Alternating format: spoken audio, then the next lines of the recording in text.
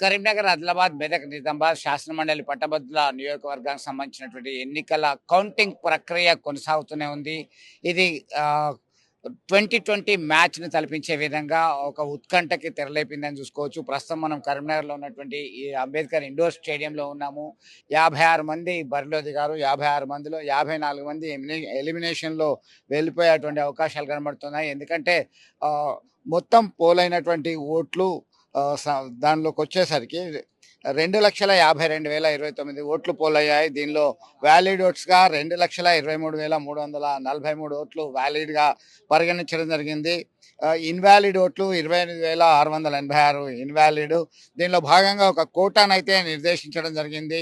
1,11,672 ఓట్లు కోటా. ఎవరైతే ఆ మార్క్ దాటుతారో వారిని విజేతగా పరిగణించేటువంటి అవకాశాలు కనబడుతున్నాయి. దీనిలో భాగంగా ప్రస్తుతానికైతే నువ్వా నేనా అన్నట్టుగా ఫస్ట్ 5 రౌండ్ల వరకు భారతీయ జనతా పార్టీ అభ్యర్థి చిన్నమాయిల అంజిరెడ్డి ఆధిక్యత ప్రదర్శించారు. 6, 7, 8, 9 ఈ 4 రౌండ్లలో కాంగ్రెస్ పార్టీ అభ్యర్థి ఆల్ఫోర్స్ విద్యా సంస్థల అధినేత నరేందర్ రెడ్డి ఆధిక్యత కొనసాగించాడు. ఆ తర్వాత 10, 11 రౌండ్లలో మళ్ళీ భారతీయ జనతా పార్టీ అభ్యర్థి అంజిరెడ్డి ఆధిక్యత ప్రదర్శించడం జరిగింది. మొత్తం మీద ఈ 53 మంది పక్కన పెడితే 53 మందికి 16,000 ఓట్లు మాత్రం పోలయ్యాయి. దీనిలో చాలామందికి 10, 20, 30 అట్లా వచ్చాయి. కేవలం ఓవరాల్‌గా చూసినట్టయితే ఈ ముగ్గురి మధ్యలో ప్రధానమైనటువంటి పోటీ ఉంది. ఈ ప్రధానమైనటువంటి పోటీలో రెండవ ప్రాధాన్యత ఎవరికి వస్తుంది, ఎవరికి పోతుంది అనే దాని మీద సర్వత్రా ఆసక్తికరమైనటువంటి చర్చ జరుగుతుంది. కాంగ్రెస్ పార్టీ అభ్యర్థికి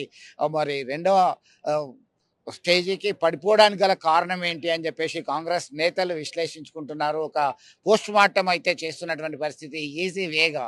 ఎందుకంటే కాంగ్రెస్ పార్టీ అధికారంలోకి వచ్చి కేవలం 15 నెలలైంది. 15 నెలల్లోనే పట్టభద్రుల్లో, నిరుద్యోగుల్లో ఇంత ఎందుకు వ్యతిరేకత వచ్చింది? ఒకవైపు ఏమో అధికార పార్టీ నుంచి మంత్రులు, ప్రజాప్రతినిధులు 56,000 ఉద్యోగాలు చేశాము, అనేక సంక్షేమ అభివృద్ధి ఫలాలు అందిస్తున్నాం, ప్రజల యొక్క మద్దతు మాకే ఉంది అని చెప్పేసి రాష్ట్ర ముఖ్యమంత్రి స్వయంగా రంగంలోకి దిగి 3 బహిరంగ సభలు ఏర్పాటు చేసి ఢంకా భయాయించారు అని చెప్పుకుంటున్నటువంటి పరిస్థితి. మరొక వైపు భారతీయ జనతా పార్టీ నుంచి హిందుత్వ నినాదం కావచ్చు, అలాగే ఉపాధ్యాయ ఎన్నికలకి సంబంధించి బరిలో దిగడము, దాంతోపాటు గ్రాడ్యుయేట్ కాన్స్టిట్యుయెన్సీలో సైతం బరిలో దిగడము, ఈ రెండు కూడా డబుల్ ధమాకాగా వీళ్ళకి కలిసి వచ్చిన అంశంగా చర్చ జరుగుతుంది రాజకీయ వర్గాల్లో.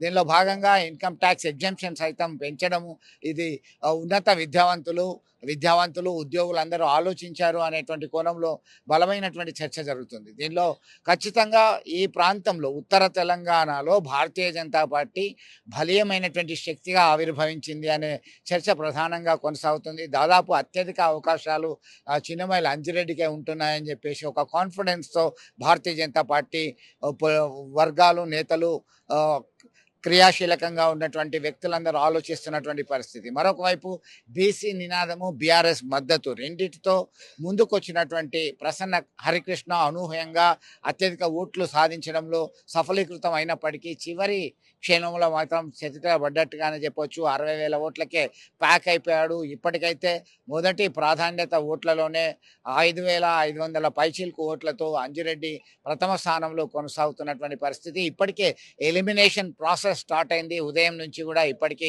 దాదాపు 30 మంది ఇండిపెండెంట్ అభ్యర్థులు ఎలిమినేషన్లో కొట్టుకుపోయారు. వారికి వచ్చినటువంటి ఓట్లన్నీ కూడా యాడ్ చేయడం జరిగింది మిగతా రేంజ్లో ఉన్నటువంటి వాళ్ళకి. మొత్తం మీద ఈ ప్రహసనం అంతా పూర్తి కావడానికి రాత్రి సమయం పట్టేటువంటి అవకాశం ఉంది. రాత్రి అయితే కానీ ఇప్పుడు తుది ఫలితాలు వచ్చే అవకాశాలు కనబడుతున్నాయి. ఇప్పటికే ప్రధానమైనటువంటి పోటీదారులైనటువంటి బీజేపీ అభ్యర్థి అంజిరెడ్డి, అలాగే కాంగ్రెస్ అభ్యర్థి నరేందర్ రెడ్డి మాత్రం ఎవరి ధీమా వారు వ్యక్తం చేస్తున్నారు. ఖచ్చితంగా రెండో ప్రాధాన్యత నాకే వస్తుంది లేదా నాకే వస్తుంది అని చెప్పేసి ఒక కాన్ఫిడెన్స్గా ఉన్నటువంటి పరిస్థితి అదే మనం గమనించవచ్చు. లెట్స్ వెయిట్ అండ్ సీ ఏం జరగబోతుంది అనేది.